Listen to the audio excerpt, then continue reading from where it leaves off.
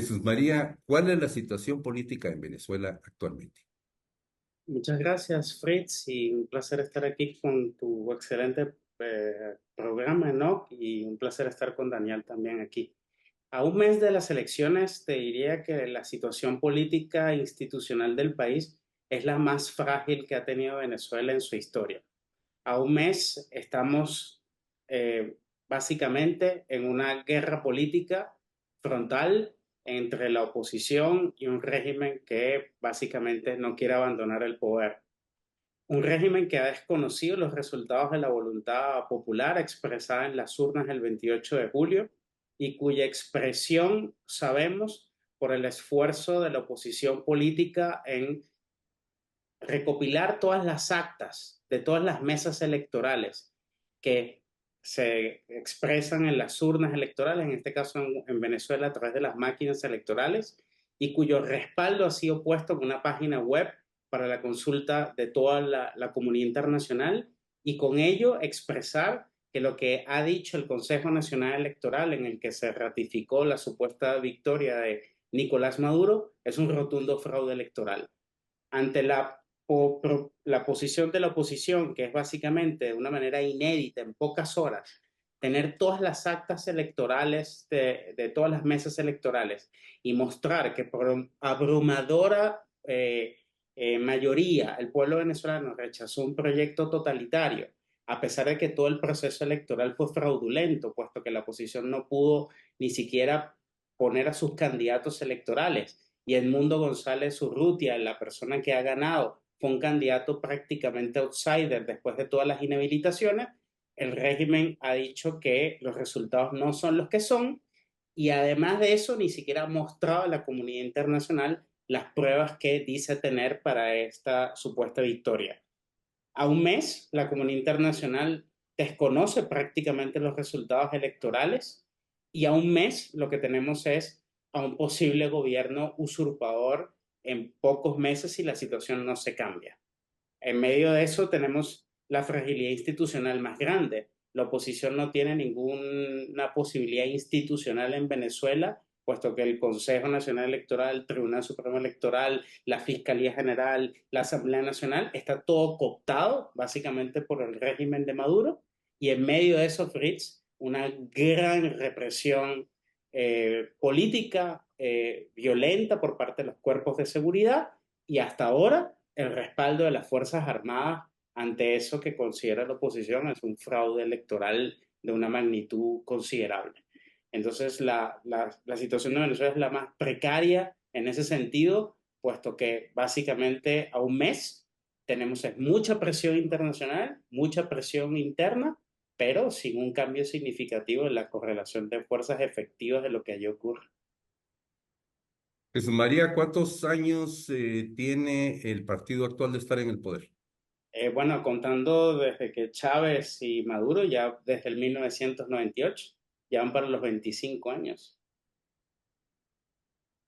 Ok, sí, estaba viendo, solo quería contarle aquí al auditorio que hay una página que se llama Resultados con BZLA de Venezuela, resultados con bzla.com, donde aparecen los resultados de las actas y de de todas las mesas en la elección y que da por ganadora Edmundo González de la oposición con 67% y Nicolás Maduro tiene 30%.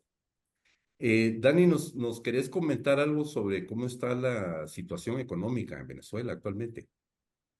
Sí, claro. Bueno, gracias, Briz, primero por invitarme. Y pues la verdad que siempre es un placer, pues solo pues verte y también estar aquí con Jesús.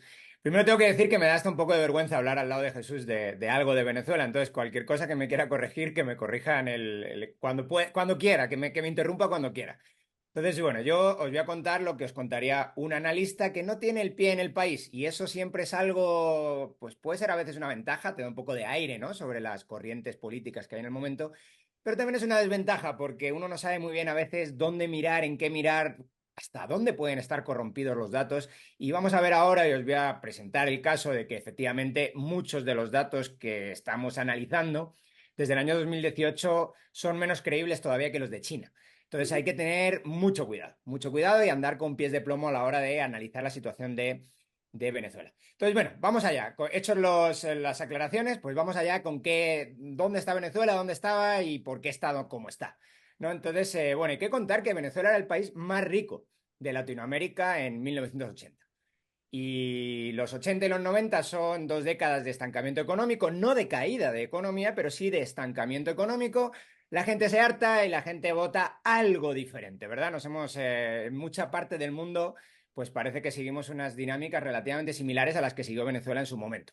Entonces, se cansa, votan algo nuevo y este algo nuevo, los primeros años parece que funciona. De hecho, pues los primeros años es hasta público y notorio cómo personalidades de medio mundo se vinculaban a Chávez. Y la foto con Chávez era una foto, pues era una foto querida, no necesariamente ni mucho menos por un liberal, pero desde luego por mucha gente de Hollywood y todo, iban allí. Y no solamente gente de Hollywood, sino economistas. El caso de Stiglitz, que es un premio Nobel de Economía, diciendo que Venezuela era el futuro de la economía, el futuro de la política económica, en el año 2007. Hasta el año 2007-2008 la economía más o menos funciona como iba funcionando antes, es decir, estancada, sin hacer gran cosa y simplemente incrementando la redistribución y sin meterse las manos, sin ensuciarse demasiado las manos los chavistas con la economía. ¿Qué empiezan a hacer a partir del año 2008? 2008 es el año de que no hay vuelta atrás ya. El año 2008, que me corrige también Jesús María si me equivoco, es el año de las grandes nacionalizaciones. Se empiezan a nacionalizar todo lo que se mueve. Y todo lo que se nacionaliza se destruye. Y se destruye bastante rápido, con excepción del petróleo que tarda un poquito más en destruirse, pero que también se destruye bastante rápido.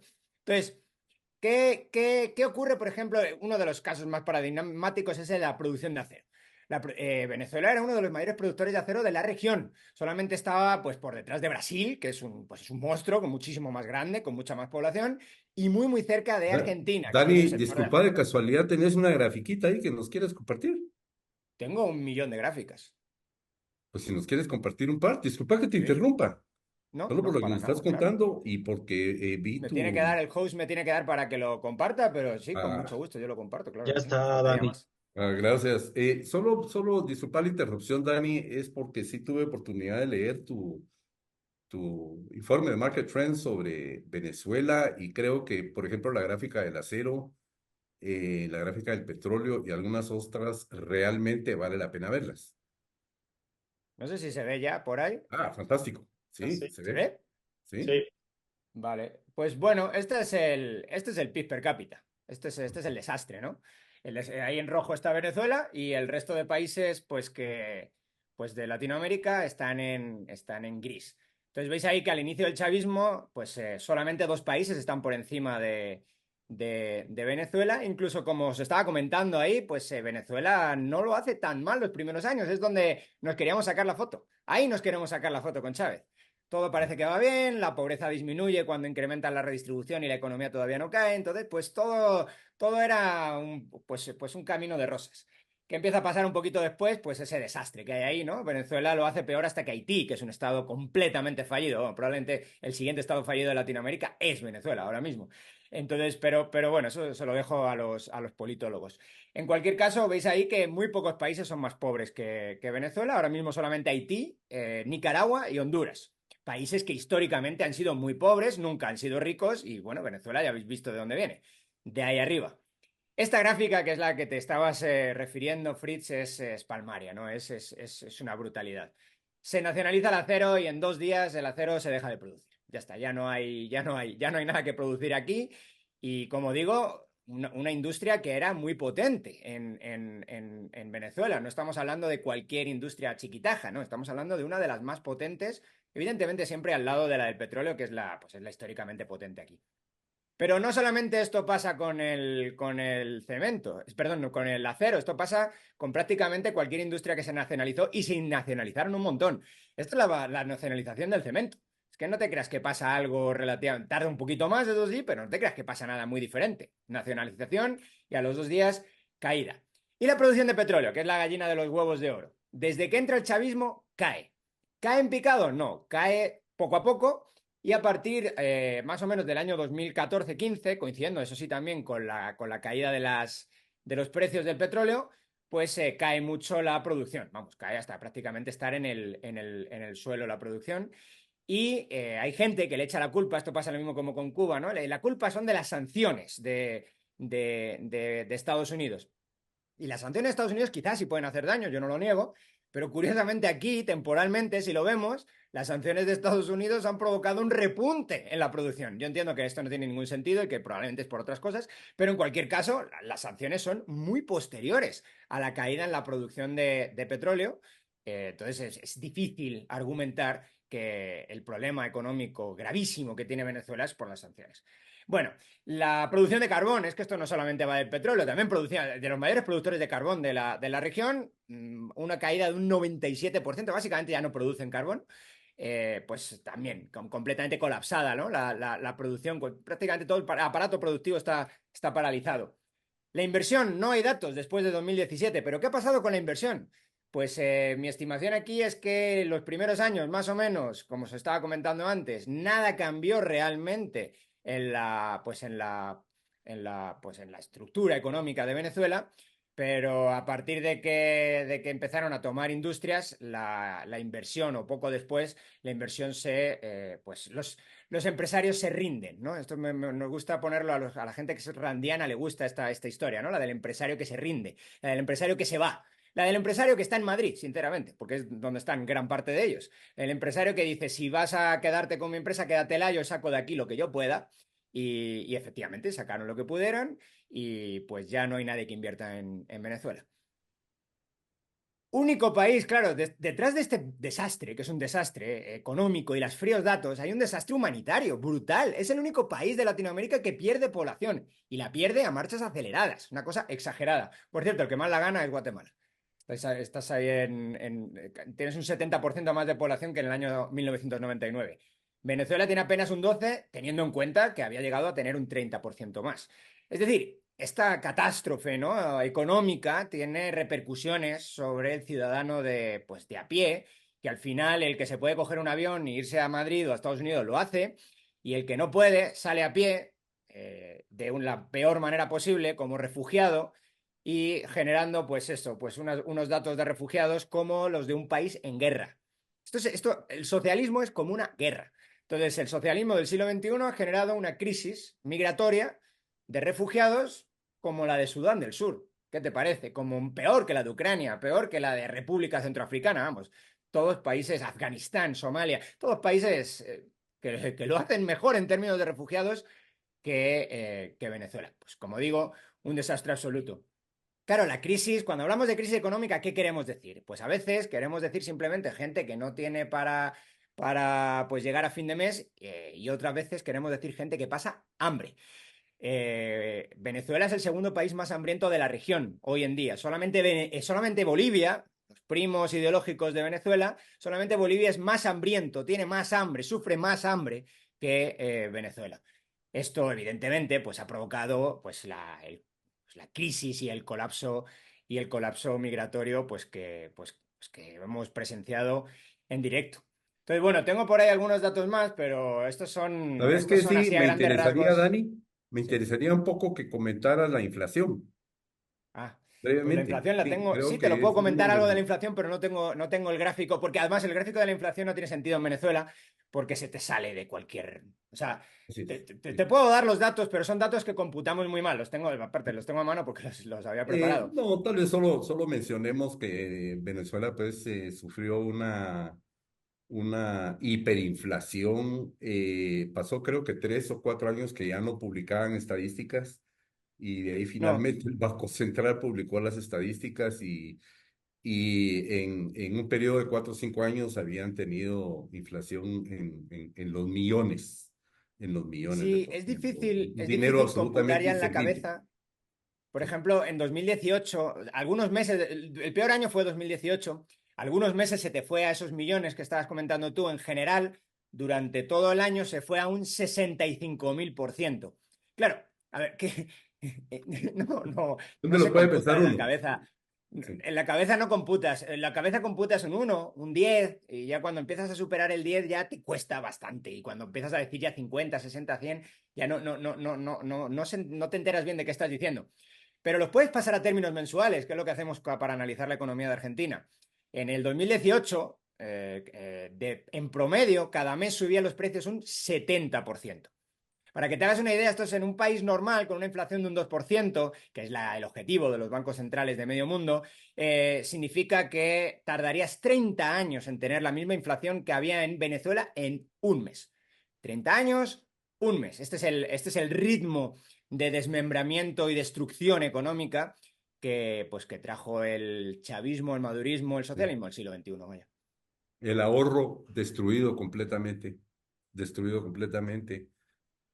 Tal vez para darnos un poco de contexto, Jesús María, si nos contaras algo acerca de el antes y después, y tal vez solo para aclarar, cuando hablamos de Chávez, nos referimos a Hugo Chávez, el comandante Hugo Chávez, un coronel revolucionario que tomó el poder en el 98, 99 y fue realmente el transformador de la caída de Venezuela, y él pues eventualmente murió de una enfermedad. Quizá Jesús María, que nos dieras un poco un marco de Venezuela antes y después en términos de sus instituciones y su Bueno, política. sí, buena parte de los gráficos que ha expuesto Daniel son muy contundentes y ayudan un poco a mencionar algunas cosas que a ver también qué piensa Daniel y qué piensas tú, Fritz. A ver, para el contexto, incluso de Venezuela. Venezuela era un país muy parecido a Guatemala, por ejemplo. Venezuela era un país en el siglo XIX que lo que producía era café. Somos uno de los productores más tardíos de café a principios del siglo XIX y el siglo XX. Venezuela era un país que produce ron, como Guatemala, caña de azúcar. Los mejores rones son guatemaltecos o venezolanos y algún que otro país. Éramos un país muy rural, éramos un país también productor de ganadería y todo. Hasta que a finales del siglo XIX, principios del siglo XX, se descubre lo que llamó un famoso pensador venezolano el excremento del diablo, el petróleo. Cuando eso ocurrió, el llamado excremento del diablo, Venezuela cambió toda su fisonomía. Un país que era rural pasa a ser un país urbano. Todo el mundo va a las grandes urbes.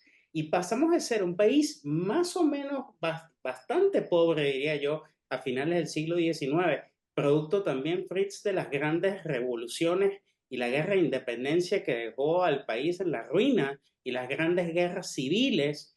Pasamos a ser un país rico. Daniel lo mencionaba también, incluso con la gráfica en los años 80, creo. Pero ya a partir de los años 50, Venezuela es un país muy rico. Entonces pasamos a ser un país muy rico, pasamos a ser un país muy pobre, a ser un país muy rico. El impacto institucional fue total. Las instituciones venezolanas eran instituciones del siglo XIX y pasamos de ser un país que era rural, que era agrícola, para ser un país petrolero, no sé, corrígeme Daniel, octava o quinta economía del mundo, productor de petróleo mayor occidental. Y eso generó, Fritz, un problema, que es la dependencia de los recursos naturales.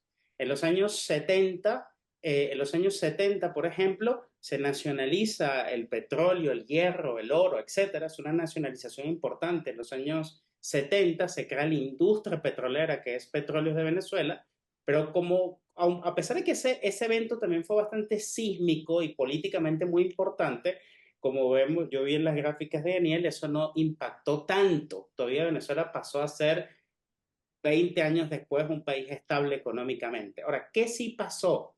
Que pasamos de ser un país que pasa a ser de pobre a rico y que pasamos de ser de un país que atraía inversión, que atraía migración, a ser un país donde empezó una crisis política atroz. A partir del año 58, Venezuela es un país democrático, no lo fue nunca. A partir del 58 al 98 solo conocimos los únicos 40 años de democracia que hemos tenido.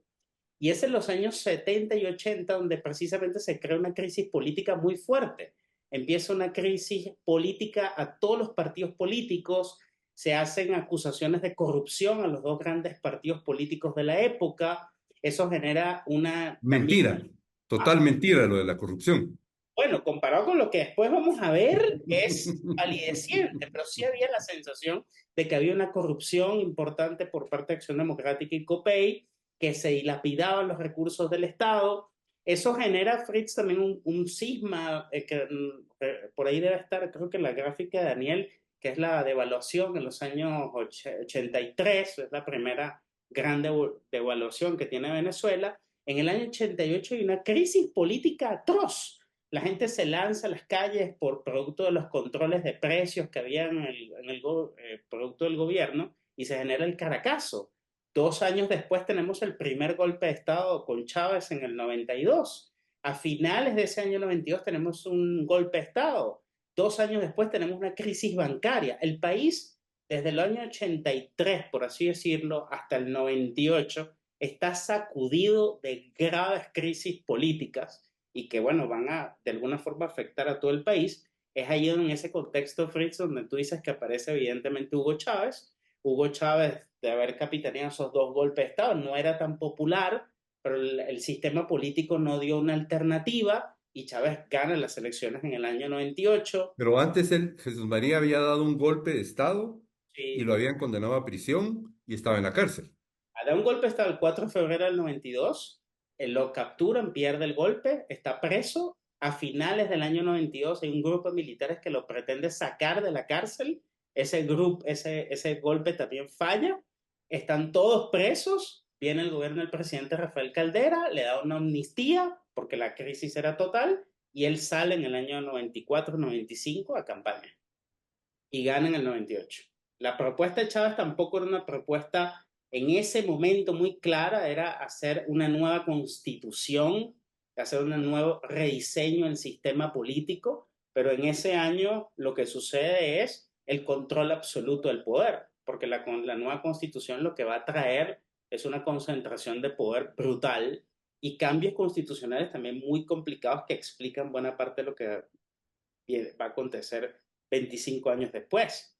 Efectivamente, como dijo también Daniel, en los primeros años eso no se nota tanto, en las gráficas se ve, pero sí a partir del año 98, 99 y 2000 hay leyes que de alguna forma van a ir sembrando el camino de la servidumbre, que explicó muy bien Daniel con los gráficos posteriores. Es decir, sí efectivamente lo de Maduro ha sido mucho más radical, más letal, más dañino, pero sí hay algunas cosas que se hicieron mal incluso ya desde el periodo de Chávez, ¿no? Leyes evidentemente socialistas que afectaron bastante la economía y alteración crucial de la industria petrolera. En el año 2003, por ejemplo, prácticamente Chávez expulsó 16.000 técnicos de PDVSA, que hoy están en las grandes empresas del mundo, Shell y compañía. Eso a largo plazo iba a tener un efecto. ¿Y a quién puso en lugar de esos empleados? Inexpertos, Fritz, y por eso ves en las noticias que cada cierto tiempo estalla alguna refinería Gente y de que su partido. gente de su partido, gente inexperta, sobre todo porque hay un contexto también de que Chávez surge con la constituyente, tenía un propósito que no siempre se dice, revertir el proceso de la privatización del petróleo, lo que se llamó la apertura petrolera. Había una intención a finales de los años 90 de abrir el mercado, de hacer una gran apertura al mercado internacional y los militares venezolanos, capitaneados por Chávez, se opusieron completamente a ese proceso. Eh, Ese es más o menos el contexto en el año 98-99. O sea, no lo privatizaron, sino que se lo apropiaron. Ya, completo. Y luego ahora, últimamente están llamando inversión a convenios de explotación con empresas extranjeras, pero no deja de ser una especie de crony capitalism, en mi opinión, ¿no? Pero además una ruina de todo lo que es el funcionamiento de la industria petrolera. O sea, no sé cuántos barriles de petróleo se producen ahora, Daniel lo tendrá, pero no deben ser más de 1 millón, mucho menos. No, 750.000, 800.000, Dani, que en Sí, su pico déjame que lo mire medio producían segundo, como lo tengo tres aquí, pero millones y sí, menos de medio. 1 millón seguro. Voy a Sí, medio menos de segundo. 1 millón. Claro, pero un país que producía, incluso con Chávez, 0,77, o sea, millones, o sea, sí, un poco más de 750.000. correcto. Sí. Pero de 3 millones y medio que producían.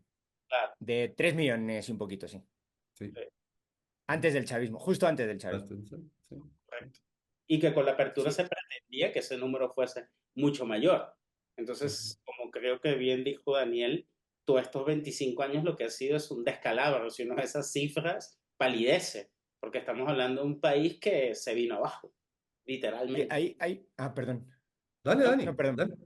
Hay un detalle con la producción de petróleo. Es verdad que en mi gráfico se veía que cae casi desde el inicio del chavismo, aunque cae muy, muy, muy suave.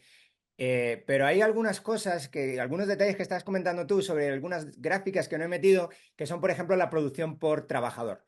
Y la producción por trabajador cae desde el día uno. ¿Por qué ocurre esto? Un poco por lo que tú estabas comentando, ¿no? Quizá expulso a gente que no tiene ni idea, pero además empieza a contratar a gente, perdón, expulsa a la gente que sí tiene idea y empieza a contratar a gente que no tiene absolutamente nada, ninguna idea y con carne del partido. Entonces, PDVSA empieza a hacer un monstruo que solo empieza a engordar y a engordar y a engordar de personal sin producir ni un barril de petróleo más. Pero mientras los precios del petróleo crecían, pues aquí la fiesta del petróleo lo pagaba todo. En el momento que el precio del petróleo empieza a flaquear un poquito, nos damos cuenta, y esto es algo que habla mucho Taleb y a mí me gusta mucho también, nos damos cuenta de que de alguna manera no nos habíamos preparado para ningún tipo de shock. Más bien al contrario, lo que habíamos estado haciendo es exponernos a un shock. Vino un problema externo que no era necesariamente culpa de la economía venezolana, pero resulta que las otras industrias que podían haber sostenido al país ya no producían nada, absolutamente nada. Resulta que la propia industria pues, petrolera venezolana pues, tenía niveles de productividad un tercio de los anteriores. Entonces, en todo ese mundo, ahora el precio del petróleo cae y resulta que donde a lo mejor antes te podías haber adaptado y haber dejado una producción alta con una productividad también alta por trabajador, ahora no. Ahora es completamente inviable la producción porque durante los buenos años lo único que has hecho son barbaridades económicas, ¿no? Entonces, desde este punto de vista, que se note en el 2015 no significa que no se hayan hecho burradas, o en el 2014 no significa que no se hayan hecho burradas y barbaridades económicas y, vamos, y de gestión puramente, ya no ni económicas, de gestión pura del día a día, con anterioridad. Lo único que pasa es que se ha notado cuando pues, nos estábamos nadando desnudos, la marea bajó y nos dimos cuenta de que estábamos desnudos, pero estábamos desnudos antes. Entonces nos estábamos exponiendo a un shock negativo, la economía se está exponiendo a un shock negativo, derivado, pues un poco como estaba también contando Jesús María, de una degradación política que es anterior a la degradación económica. Sí, y de hecho, Sí, si me permites, Fritz, hay un gráfico que mostró Daniel, creo que de inversión, que creo que se ven ahí esos picos que comentaba de las crisis. O sea, no sé si lo interpreto bien, pero ahí se ve casualmente incluso por año cómo las crisis políticas afectan constantemente esa inversión, ¿no? Bueno, que sí, eso y el caso del petróleo, como se menciona ahorita, es una mala administración, un sacar a toda la gente capacitada a la dirección, digamos, a los más altos ejecutivos y todo eso, a los técnicos y todo, y meter a su propia gente, pero además a no reinvertir. correcto. Reinvertir, reinvertir, reinvertir, sino que solo ordeñan, ordeñan, ordeñan. Entonces eso significa que unos años después se viene para abajo. Esa Pero parte, ese comentario es muy bueno. Ah, perdón. ¿no? Que esa es la parte de la apertura petrolera. Cuando se hace ese esfuerzo en el año 97, sobre todo por un detalle muy corto, y esto es una paradoja de Venezuela. Venezuela cuando tiene su primera constitución democrática, el año 61, Fritz y Daniel, a partir de allí no tenemos libertad económica, las libertades económicas están suspendidas. O sea, yo siempre pongo este ejemplo, no sé si es el más perfecto, pero es paradojal, Del 2002. de 1961. Ok. En 1961 a 1999, Venezuela tiene libertades económicas suspendidas. Producto del conflicto con la guerrilla, se suspendieron muchos derechos económicos, entre otras cosas de libertad económica. Entonces, claro, es un país atípico porque es un país que está rico pero sin libertades económicas. El Ujú. caso contrario me parece Chile, porque Chile con las medidas de Pinochet levanta con medidas de apertura y de libertad económica, ¿no? Es decir, hay libertad económica en Chile, no hay a lo mejor democracia, pero en Venezuela había democracia, pero sin libertades económicas. Era otro caso completamente diferente. Y Chávez promete el restablecimiento de las libertades económicas con la Constitución, cosa que no ocurre después, porque las leyes básicamente del chavismo afectan brutalmente la libertad económica. Pero pongo ese caso porque institucionalmente también habían cosas en la época democrática que desde el punto de vista económico no eran las mejores. Es decir, hay como una especie como de camino de servidumbre del socialismo que luego va a heredar el chavismo. Las empresas son estatales, las empresas de oro, las empresas de acero, todo eso es manejado férreamente con una planificación estatal a partir de los años 70. Pero al menos se buscaba, creo que tú lo insinuaste, una especie de, bueno, gestión de gente experta, preparada, con mirada un poco internacional. Todo eso después lo arruina el chavismo cuando ponen los militares a gestionar las empresas públicas. Sí, sobre Tengo, el tema. dale, dale, Dani. El tema de la inversión, claro, en mis gráficas se veía que tarda mucho en caerse, ¿no? La producción de petróleo, ya he establecido una causa probable de ello, ¿no? De ese incremento de precio que luego cuando pega el shock, pues simplemente lo único que has hecho es incrementar la plantilla y has hecho increíblemente ineficiente la operación. Pero hay otro punto también interesante y probablemente mucho más importante, que es el que has hecho tú, Fritz, que es el de la inversión que hiciste en el pasado son los resultados del hoy.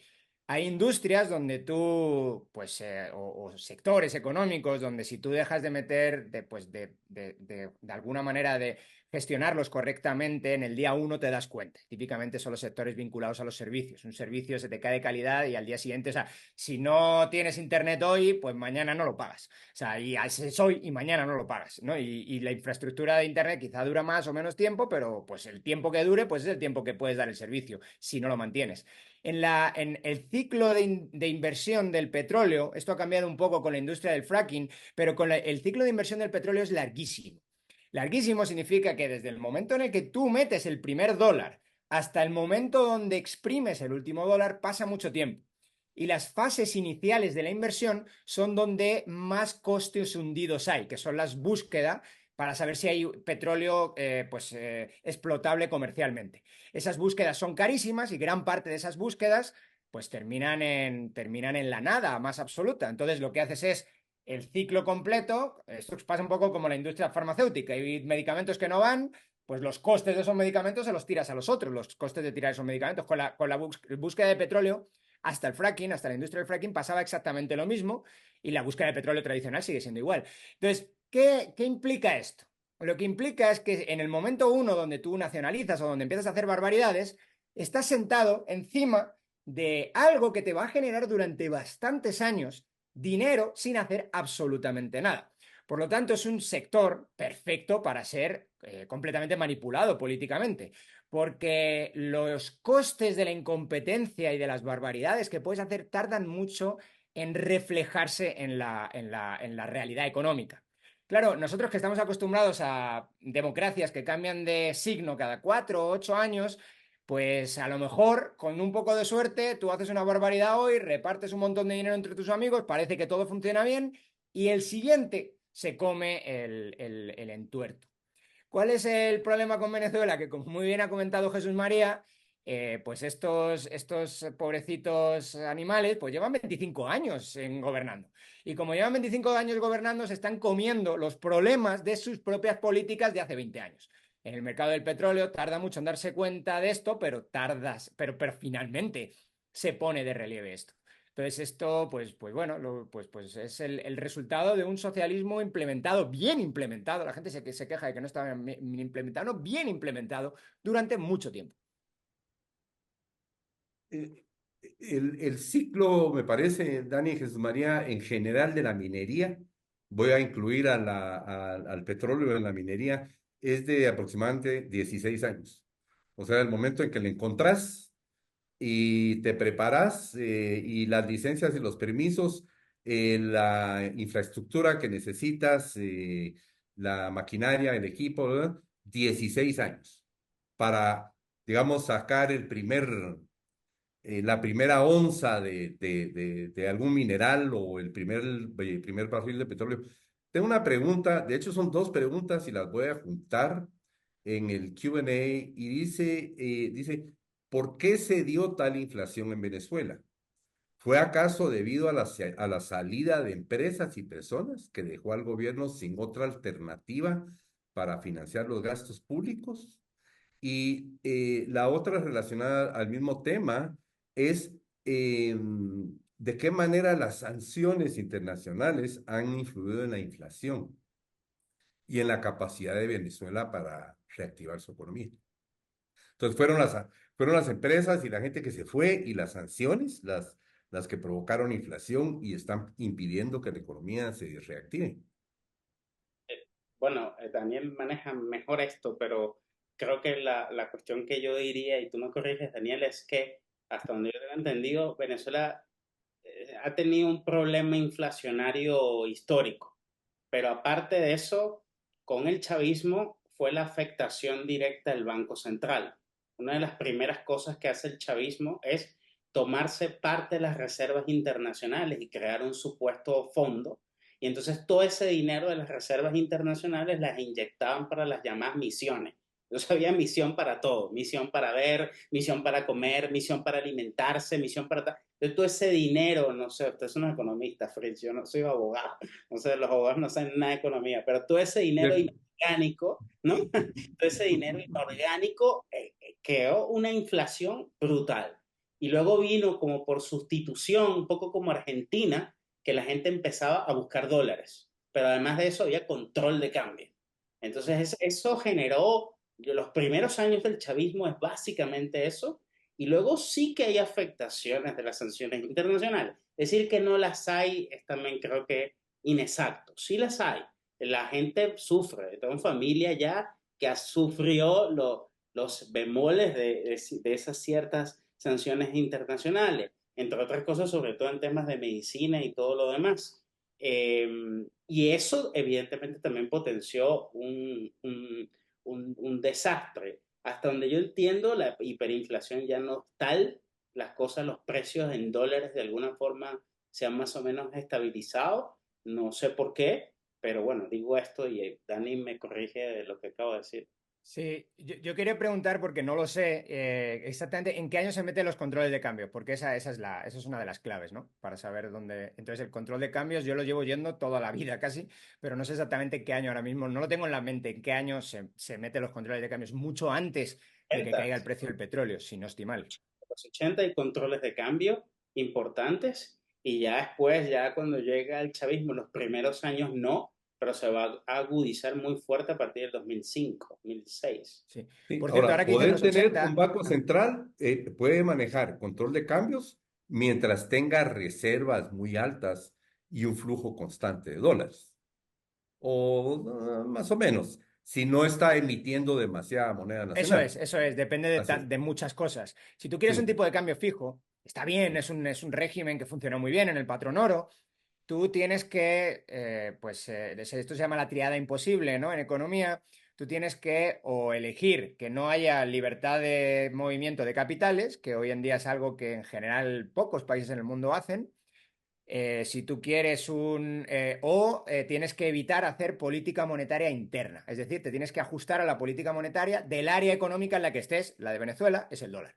Entonces, si tú quieres tener tipo de cambio fijo 1 a 1, por ejemplo, bolívar-dólar, que durante la historia ha existido esto, de hecho, el bolívar era de las monedas menos manoseadas de Latinoamérica hasta los años 70. Eh, pero bueno, entonces, si quieres eso, al final lo que la gente que quiera comprar y vender libremente tu moneda, pues lo único que tienes que hacer es ajustar tu emisión o tu política monetaria a la política monetaria de la Fed. Si haces eso, todo va suave. Si no lo haces, te va a ir mal. Entonces, ¿cuál es el problema? Que usualmente los gobernantes no lo hacen. Los gobernantes, ¿para qué utilizan? ¿Por qué inflaciones y por qué las inflaciones eran del 20%? Que como muy bien comentaba Jesús María, tiene un problema inflacionario de muy largo plazo, Venezuela, no es de ahora. Durante todos los 80 las inflaciones del 20% eran algo normal, o más o menos normal. Normal también que luego llegara Chávez, si los que estaban gobernando lo hacían así de mal. Chávez lo lleva todo mucho peor. Pero claro, tienen esa inflación de un 20%. ¿Por qué? Pues al final lo que tienes es un gasto público muy fuerte y un gasto público que parcialmente está acomodado por tu banco central o por tu sistema bancario privado, casi siempre con incentivos públicos y con regulación, que le empuja a los bancos a comprar la deuda pública. Si haces esto, pues tiras muchas disponibilidades monetarias en bolívar, en la moneda nacional que fuere, y la inflación se te empieza a disparar. Si la inflación se te empieza a disparar, rápidamente la gente empieza a buscar bienes y servicios fuera de tu economía porque empiezan a ser relativamente más baratos que dentro de tu economía y el tipo de cambio se te va a las nubes o tu moneda se deprecia mucho.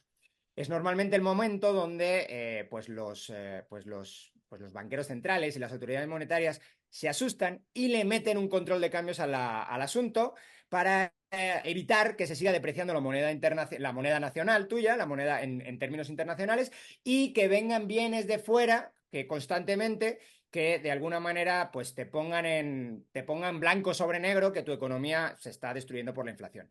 Entonces, todo esto al final lo que conlleva es pues un desastre completamente en el mercado cambiario y un desastre pues en la división internacional del trabajo e ineficiencias económicas por todos lados. Esto por sí mismo tiende a generar nueva inflación por desajustes económicos y por búsqueda de evasión de los controles de capitales. Cuando yo vivía en Ecuador, yo recuerdo gente que exportaba e importaba piedras de Venezuela. ¿Y por qué leches exportan piedras de Venezuela? No están importando ni exportando piedras de Venezuela, están sacando dinero, están expoliando al Banco Central. Y luego, pues lo que tú comentabas, ¿no? Ya Jesús María, que es el sumum. O sea, expoliar el Banco Central, Dani, ¿te refieres a cuando puedes comprar dólares en el Banco Central Claro, más eso baratos es. de los que están en la calle? Un Hasta control que de al Banco cambios. Central se le Un acaban. control de cambios es algo más o menos sencillo, quizá lo hubiéramos explicado antes y yo no lo debería haber hecho, perdón. Un control de cambios es algo sencillo, es algo, mira, no hay no hay divisas internacionales para todos, al precio que yo creo que es la divisa internacional, al precio controlado, ¿verdad? Si lo dejara libre, pues el precio de la divisa se te va a las nubes y se te van las nubes y pues ahí pues ya lidias con las consecuencias políticas. Pero el control de cambios es no quiero lidiar con esas consecuencias políticas, voy a controlar el precio internacional de la moneda. Como no hay divisas para todos, voy a elegir yo quién se quedan las divisas baratas. Es decir, voy a elegir yo quién compra a precio subvencionado del Banco Central los dólares. En Guatemala hubo exactamente lo mismo. De hecho, recuerdo En que los creo que es un libro que me ochentas. regalaste tú, Fritz, el de la década perdida, que lo explica genial, el Muso. O sea, explica genial cómo aquí todo el mundo que tenía acceso al Banco Central, pues lo saqueaba las reservas del Banco Central. Y lo mismo pasaba, evidentemente, en Venezuela. Todo el mundo que podía saquear al Banco Central lo saqueaba, ya sea con viajes, bueno, en Argentina igual, ya sea con viajes baratos, te pagan tu viaje en Miami, imagínate lo que es esto, la clase alta saqueando a las reservas internacionales del país y generando inflación que típicamente la sufren los más débiles y los más pobres. Esto es el Pero mira, socialismo eso me da la monetario. impresión, Dani, que estás diciendo, a ver si entendí bien, que la clase alta fue la que causó la inflación. Bueno, O fue, o fue la emisión monetaria por parte del una gobierno emisión del Banco Central. monetaria, pero bueno, la clase alta son los amigos del poder, ni siquiera clase alta, digamos, los amigos del poder son los que les dan las divisas baratas y esos son los que pues básicamente están saqueando al Banco Central. Sea clase alta o no sea clase alta, dejemos las clases y simplemente pongamos la clase verdadera, ¿no? La de opresores del Estado y oprimidos del Estado. Mm. Eh, Como ya no nos queda demasiado tiempo, tal vez vamos a variar un poco. Tengo algunas preguntas que tienen que ver con, eh, digamos, no solo la crisis en Venezuela, sino esta época del último cuarto de siglo que se autollama del bolivarianismo, ¿ah? Hasta le cambiaron el nombre al país a que se volviera República Bolivariana de Venezuela.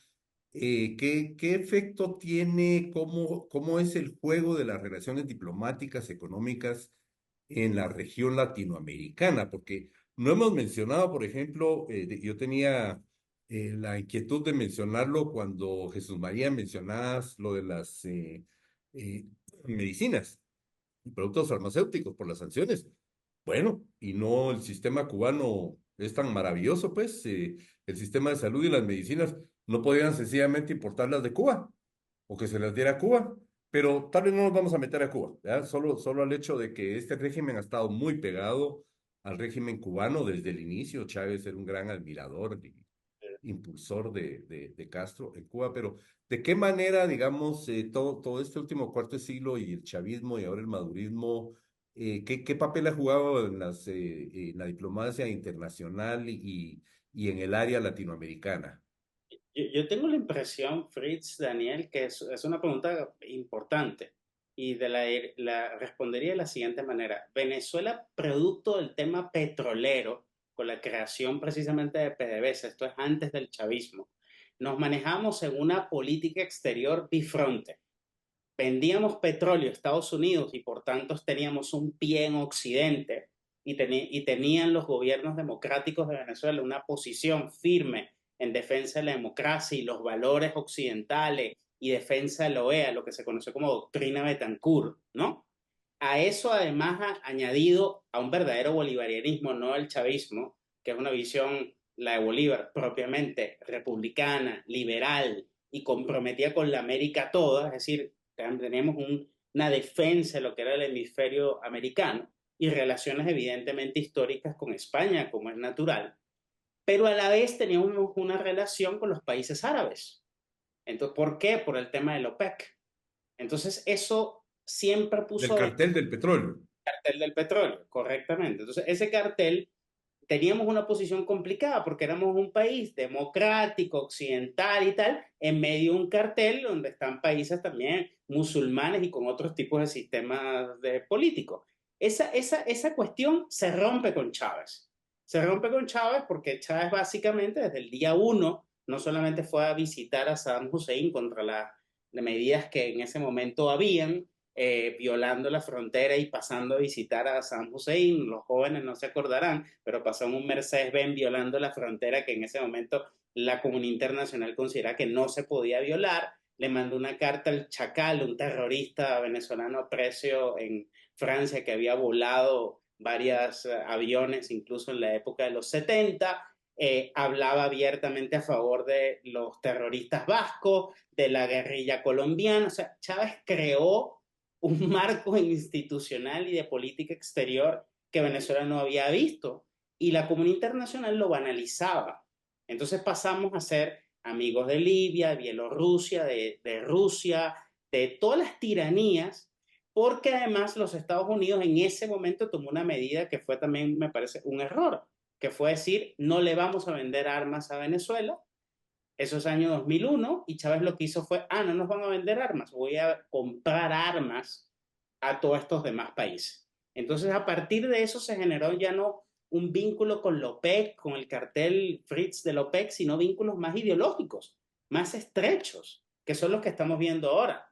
Venezuela básicamente es un país sitiado por varios países que son básicamente hostiles al canon occidental.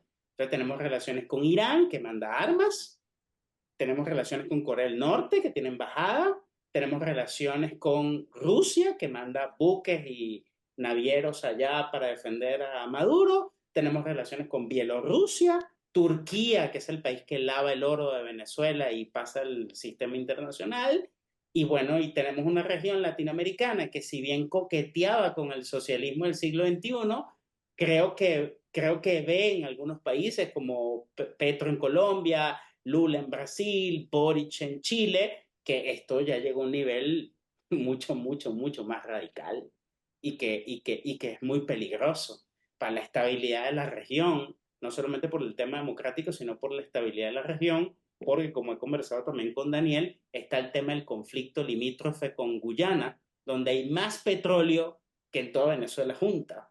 Y eso es un conflicto que tiene Y que ya resolver. quieren invadir. ¿Ah? Y ya quieren invadir Guyana. Bueno, y están preparados también para eso, para violar la sentencia de la Corte Internacional, si es que la Corte Internacional falla en contra de Venezuela, aunque ahí hay un reclamo de Venezuela histórico y legítimo, esa es la verdad también. Pero ese es un problema geopolítico complejo. Sí. Mencionaste un término, Jesús María, que no lo habíamos empleado en esta conversación, y ese socialismo del siglo XXI, porque ese fue, digamos, yo creo que incluso fue previo a esta exaltación de Bolívar y el bolivarianismo y todo esto, ese Chávez impulsando el llamado socialismo del siglo XXI. Dani, ¿vos caracterizarías, dirías que la economía venezolana es una economía socialista? Pues bueno, siempre depende, el diablo está en los detalles, ¿no? Y depende de cómo definas socialismo. Si defines Como lo socialismo, definiría como el Estado, como los dueños, el dueño de los medios de producción. pues de todos no. Entonces no es Mm. una economía socialista. Una economía, y no ha habido muchas en la historia, ¿no? Pero entonces no lo es. Es una economía, pues, que mixta, más cercana al lado socialista que al lado capitalista. Lo que se hace hoy en día en gran parte del mundo es regular hasta la muerte a algo que de titularidad es privada, ¿no?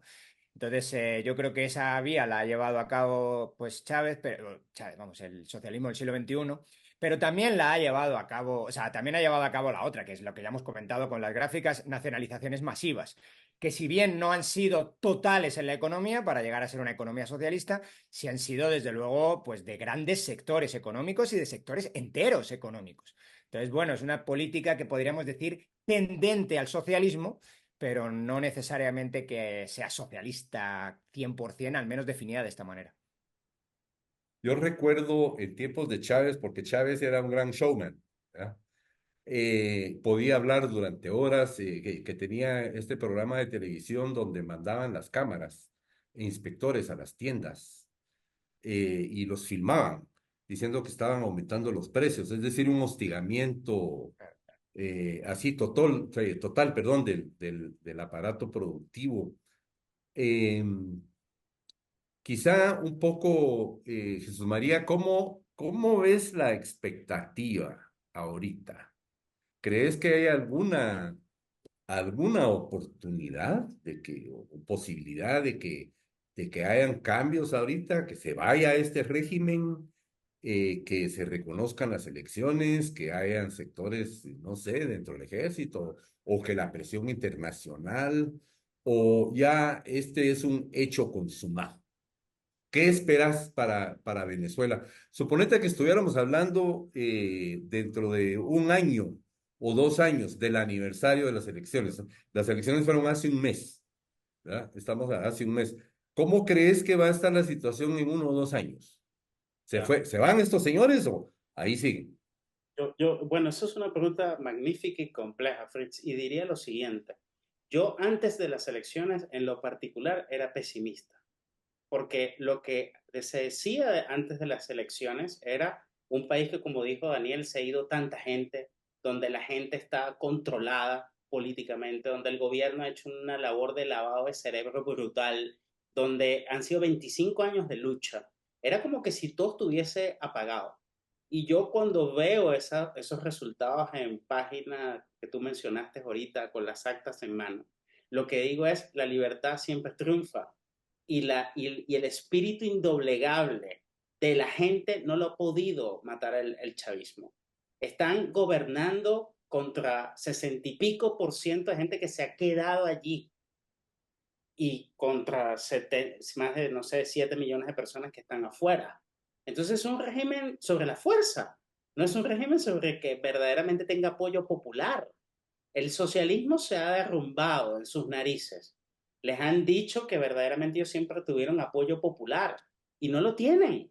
La gente, y entonces por eso han aprobado una ley fatídica que llaman ley antifascista, en donde ahora fascista es todo el mundo, es el país entero, y donde están metiendo en la cárcel a cualquier persona que sencillamente diga han perdido o esto es un desastre económico.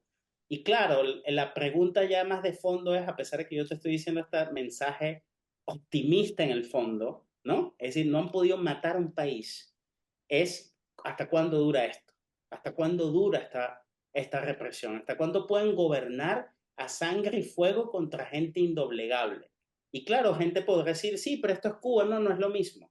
Es que aquí hemos tenido 25 años de una destrucción sostenida como nunca, no solamente en capital humano, sino en bienes materiales, y hoy mismo salió la oposición a marchar contra un terrorismo de Estado brutal. Ahora, el problema de esto es cuánto puede la comunidad internacional ayudar y cuánto las fuerzas internas, sobre todo el ejército de Venezuela, va a seguir sosteniendo el régimen oprobioso que allí manda. Porque esto es el tema. Es el ejército que básicamente está manejando todos los recursos naturales, sobre todo los grandes jerarcas del régimen. Y es una cuestión de tiempo. No te puedo decir si esto se consolida. Bueno, lamentablemente en un año estaríamos hablando de que sencillamente tenemos una dictadura sangrienta, pero también habría que considerar el otro lado que estamos hablando. Es decir, todas esas ideas que tú mismo has defendido por tantos años, Daniel o yo, lo ves en un caso muy concreto y doloroso. ¿Mm? Se afianzan sobre la tiranía y sobre el totalitarismo. Bueno, aprecio tu optimismo. Les comento que si quieren realmente reflexionar sobre los problemas sociales y comprender, recomiendo que lean mi columna todos los jueves en Prensa Libre. Entonces, escribí una columna unas para 3 semanas antes de las elecciones. Inventé un diálogo que llega una señora y le dice al presidente Maduro de Venezuela, le dice, comandante, me preocupan las elecciones porque no hay mal que dure 100 años ni quien lo aguante. Y él le responde, pero solo llevamos 25. ¿Ah?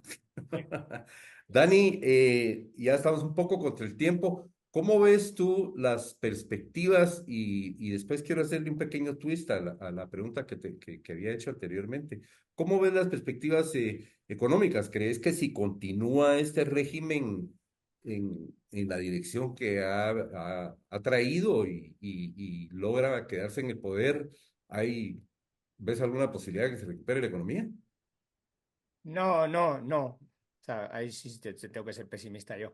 Pero el optimismo es que cambie.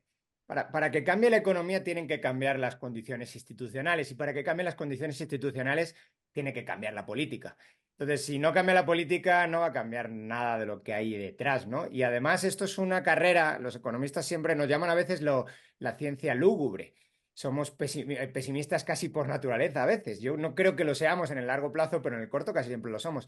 ¿Por qué? Porque vemos los problemas de la política y los incentivos, ¿no? De hecho, a ti te gusta mucho hablar de incentivos, Fritz, y los incentivos malos, perversos que introduce. Entonces, en el momento uno, quizá de cambio de gobierno, tampoco va a mejorar la cosa y va a ser la Venezuela de hace 25 años. A lo mejor se tardan otros 25, quién sabe.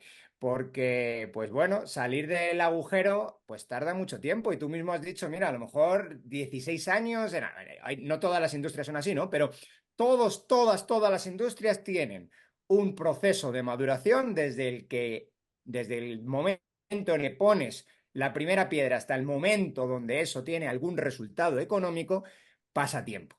Y para eso, primero, hay que poner los incentivos para que alguien ponga la primera piedra. Si no pones el incentivo a que alguien ponga la primera piedra, eso va a seguir hundiéndose o quedándose en un letargo a bajo nivel.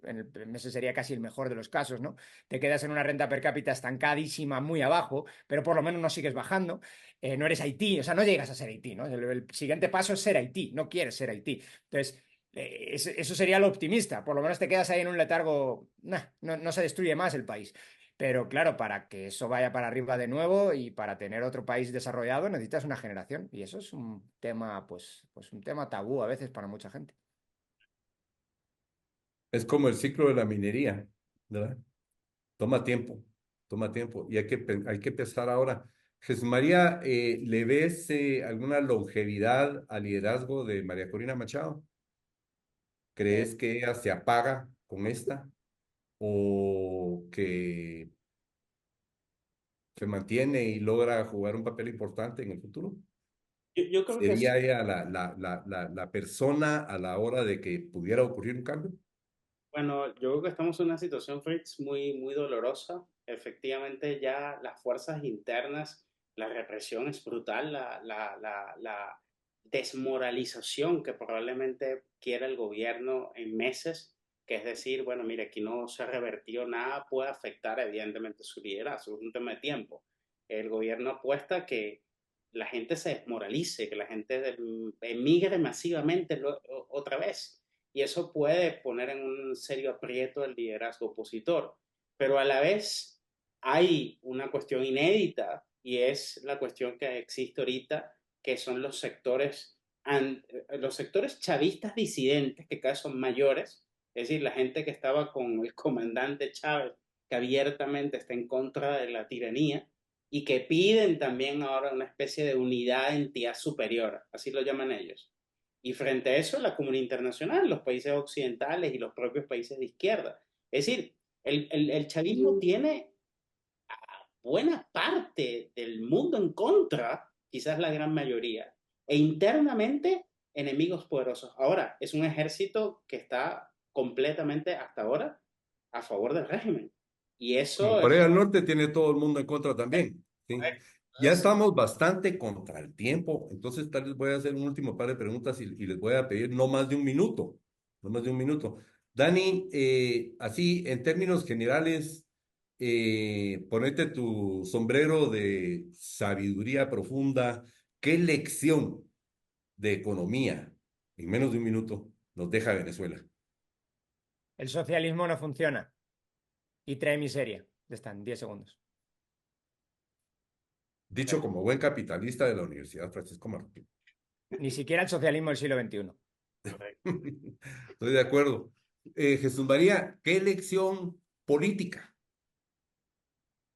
nos deja Venezuela? Yo creo que la lección política que nos deja Venezuela también es que la democracia no es todo, sobre todo cuando es una democracia de tipo social. Es importante tener rule of law, Estado de Derecho, ¿no? Seas pobre o seas rico. Y sobre ese tejido institucional puedes construir y puedes defender la libertad y la propiedad. Bueno, Jesús María, Daniel, muchas gracias.